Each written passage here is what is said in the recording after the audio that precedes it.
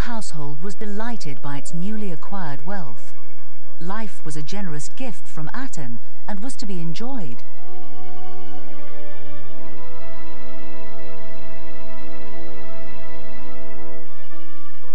God was to be found in every living creature. The king composed a hymn dedicated to this theme.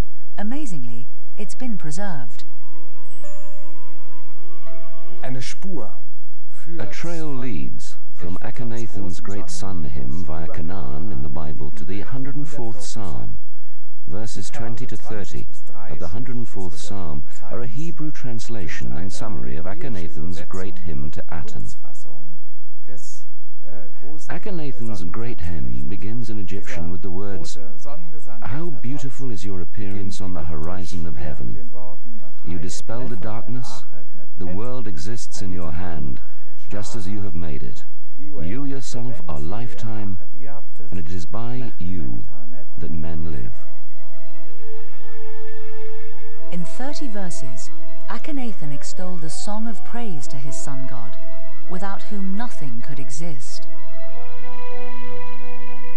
Is this hymn the work of a god-king and a philosopher? Or does it merely proclaim the fantasies of an unsound mind?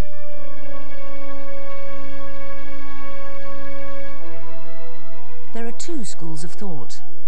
The experts are divided in their verdict on Akhenaton.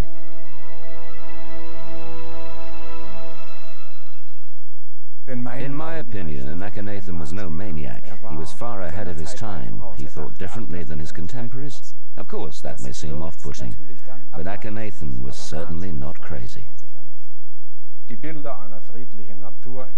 The portrayal of peaceful nature scenes in the sacrificial descriptions should not delude us as to the political reality. In fact, the king was only interested in asserting his personal power, and religion also served this purpose. The king proclaimed himself the son of the sun god. The king derived his power from the sun god, and the people had to obey.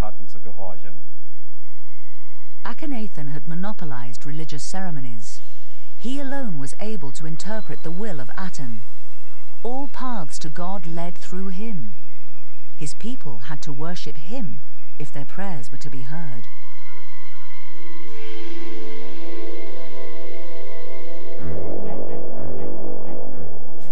But were his people really so compliant?